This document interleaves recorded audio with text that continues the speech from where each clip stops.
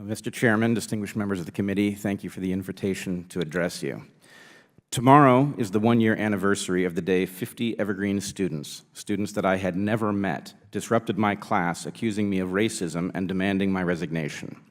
I tried to reason with them. I felt no fear because I knew that whatever my failings might be, bigotry was not among them. At that moment, I felt sure I could reach them. I also felt a moral obligation to try. That racism squanders human potential and erodes human dignity offends me. I am also well versed in the evolutionary logic that makes racism durable. I should have had no trouble establishing common ground. Their response surprised me. It would take months for me to fully understand what had happened. The protesters had no apparent interest in the very dialogue they seemed to invite. I was even more surprised by the protesters' fervor in shouting down my actual students, some of whom had known me for years. The cruelty and derision reserved for students of color who spoke in my defense was particularly troubling. If not discussion, what did they want? I was one of Evergreen's most popular professors. I had Evergreen's version of tenure. Did they really think they could force my resignation based on a meritless accusation? They did think that, and they were right. What I had not counted on was their alliance with Evergreen's new president. Though the protesters openly humiliated him, the president of the college partnered with the mob in private, handing them concession after concession. We know this because the rioters filmed everything and proudly uploaded it. In one particularly telling video, the president calmly discusses with the leaders of the protest a demand to target STEM faculty based on the empty assertion that scientists are particularly prone to bias. In that same video, the president speaks of his plan for those who resist the new order. Bring them in, train them, and if it doesn't take, sanction them. He invites his partners to hold him to it. On the second day of unrest, the police chief called me. Rioters were stopping traffic and searching for someone car to car. The chief believed they were searching for me. She was worried for my safety and helpless to protect me, as the president had ordered her force to stand down. What would have transpired if the rioters had found me? I still don't know, and I strongly suspect they don't either. The protest at my class did not emerge out of the blue in May of 2017. 1 year earlier, I stood up and spoke in opposition to a dangerous proposal, one that threatened to establish a racial hierarchy amongst faculty. To those who have not faced something similar, this likely sounds hyperbolic. But one can now advance such policies and almost certainly succeed in passing them if they are properly draped in weaponized terminology. Equity, for example, has taken on special properties. If a person opposes an equity proposal, those advancing the proposal are secure in asserting that the person is motivated by opposition to racial equity itself. In other words, they are racist. My opposition to that first equity proposal was voiced to my colleagues with no students present. Demands for my resignation 1 year later, in May of 2017, were not the result of organic student confusion. They were payback for violating a de facto code of faculty conduct in which one's right to speak is now dictated by adherence to an ascendant orthodoxy in which one's race, gender, and sexual orientation are paramount. The students were on a mission. They were unwitting tools of a witting movement. This committee should take my tale as cautionary.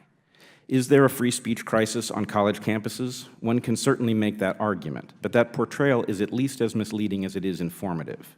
What is occurring on college campuses is about power and control. Speech is impeded as a last resort, used when people or groups fail to self-censor in response to a threat of crippling stigma and the destruction of their capacity to earn. These tools are being used to unhook the values that bind us together as a nation: equal protection under the law, the presumption of innocence, a free marketplace of ideas, the concept that people should be judged by the content of their character rather than the color of their skin. Yes, even that core tenet of the civil rights movement is being dismantled.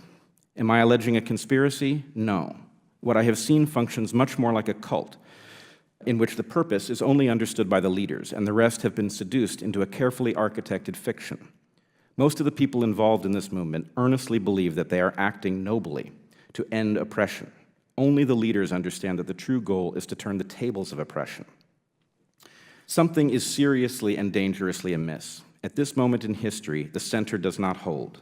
Partisan polarization and political corruption have rendered government ineffective, predatory, and often cruelly indifferent to the suffering of American citizens. Tribalism is the natural result. Evergreen's public meltdown placed me in the eye of the storm and cast me into the spotlight. As a member of the intellectual dark web, I find myself at the vanguard of an emerging, non-ideological, non-partisan movement. Along with the Heterodox Academy and the Foundation for Individual Rights in Education, we are fighting to restore civility and respect for competing perspectives. The electorate is starved for honest debate and for the good governance that follows from it. My advice to this body is to put the nation and its core values ahead of partisanship and join us in the center to end this cultish power grab and return us to a forward path as a nation. I look forward to your questions. What has been the reaction to what happened to you, both on campus and off campus? Have any changes been made? The campus has doubled down on every foolish idea it was pursuing and has gotten itself into very serious financial trouble for lack of students, which I should tell you, I warned my colleagues that if they pursued this false equity proposal, that would be the result. So a rather predictable disaster is occurring on campus. I do want to push back a little bit, though, on the assessment that it is the left, because really it isn't one left. There is an ascendant orthodoxy on the left that is very troubling. It is quite broad, but I think not very deep. Then there's a concentrated mirror image of that on the far right, and both of these things are to be feared. The problem, though, is when you speak out on a college campus from a perspective on the left that does not fit this orthodoxy, you are immediately categorized as on the right, which makes it look that the left is monolithic and all shares this opinion, but it's not the case. Dr. Weinstein, what happened in your classroom, which I've seen videos of, was your classroom that day a safe space or a free speech zone or neither? Thank you for asking me that question. A safe space Didn't look like it was safe to me. Well, I believe in something that could be called a safe space, but what safe space means to me as an educator is a space safe enough to take risks, which is roughly the opposite meaning of what is being invoked on college campuses. The answer to your question is that a free speech zone cannot coexist with a safe space, because a safe space, by definition, according to this orthodoxy, is a place where you are free from being offended. So it cannot, it is mutually exclusive. But if you would allow me to, I feel that there's in a safe space, could you say this sentence? Could you say, Donald Trump is President of the United States? Could you say that in a safe space on college campuses today? Well, it depends which version of safe space you mean. If you mean a safe space the way it is used in common parlance on college campuses today, then the question of whether or not you can say it is contingent on whether or not somebody will be offended by that observation. Now think about that. You can't even state a fact, provable, right? I saw his tweet this morning. It's provable. He's the president, right? Mr. Chairman. So you cannot do that.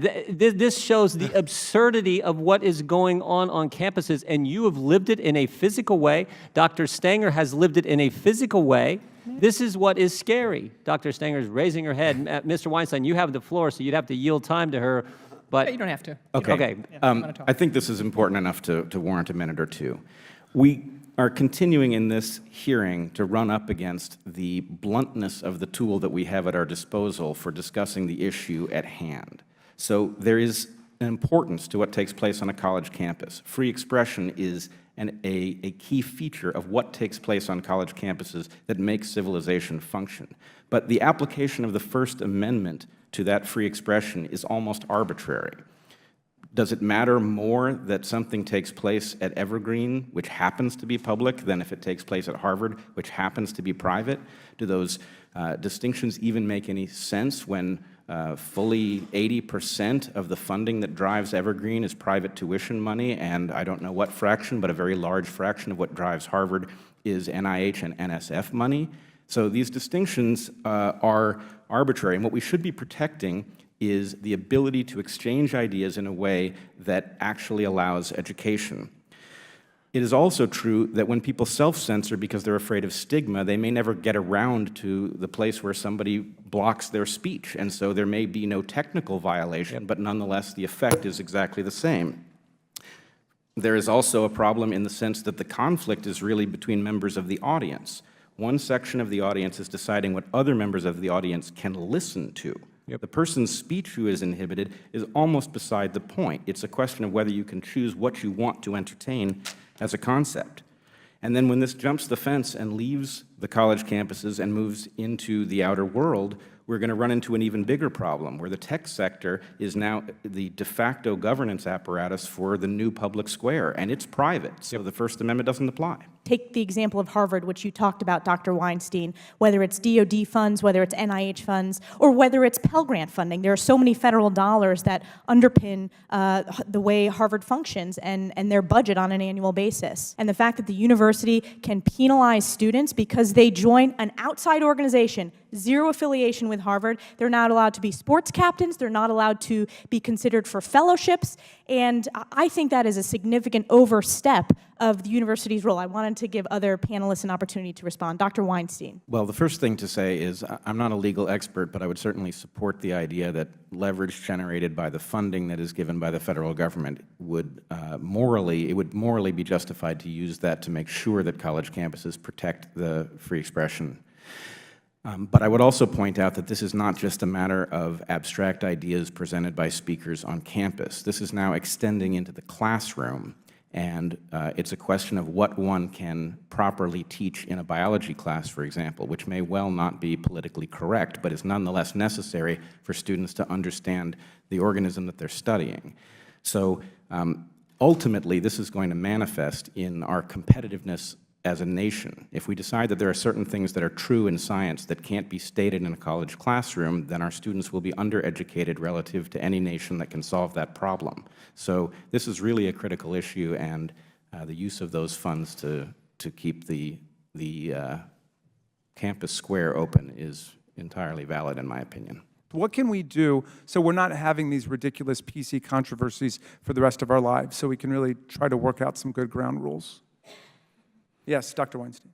So there's a natural tension between the duty of a college or university to curate the content so that the students are encountering things that enrich them, and its duty to guard freedom of expression. And I think we just should be honest about the fact that that tension exists. I mean, peer review does shut down viewpoints that aren't deemed of a high quality, and that we don't commonly take that to be an infringement of free speech.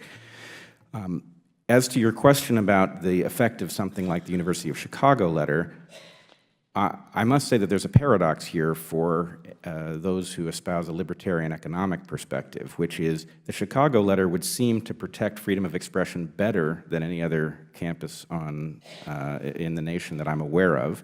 That presumably will give students who go there a competitive edge because they will have been exposed to challenging ideas and will have sharpened their toolkit in response.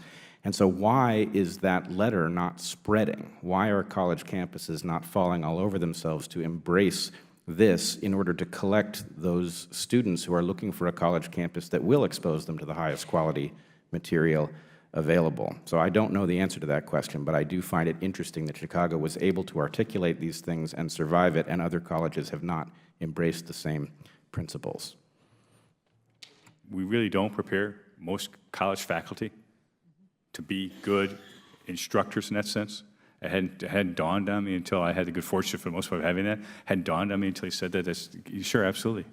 Dr. Weinstein, what can you suggest? Well, let me add something to that. He's quite right that we don't train people to teach, and we also never spell out that the job of an educator is to teach you how to think, not what to think. So the fact that somebody at the front of the room happens to have a perspective that they hold dear shouldn't mean that they are attempting to transmit it to students wholesale. They should give them the tools to evaluate for themselves.